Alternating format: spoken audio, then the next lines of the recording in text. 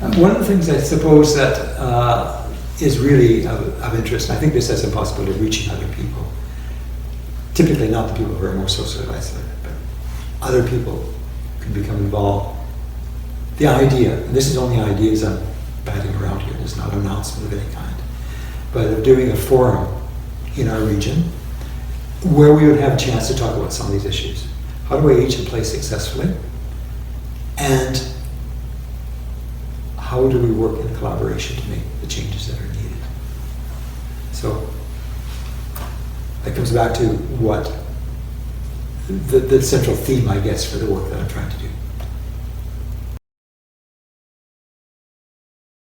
Yeah, and we don't think we have to look very far. I mean, Courtney and Nanaimo are pretty good bases to look at, and there have been efforts in all of these areas in the past. Growing food to me is just so connecting to, for us, the growth of the planet, our environment, our ecological system that we live in, the social and otherwise. The one of the things that is probably, that I'm aware of, that probably does some of the best work at providing self-help for people are the support groups. That's like AA, that is the caregiver support group, that is all the other support groups out there. I think that's something where people can come together, very few resources are required, and people are usually quite prepared once they feel that they fit and belong.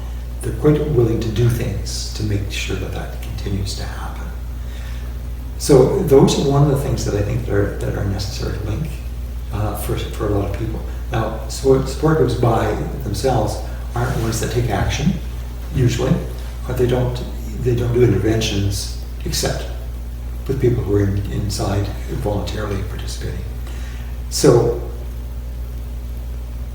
what is it that would make the difference to getting it?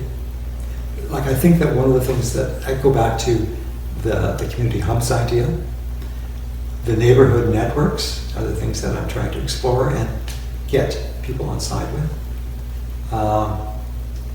And then I think that generally the whole idea of government, business, social agencies, and others to come together in a collaboration.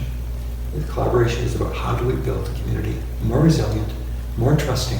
How do we enhance our social capital? It's not been on our scoreboard until fairly recently. The idea of social capital, the quality of our relationships in our community. I think it's what the goal is for when we're talking about social capital.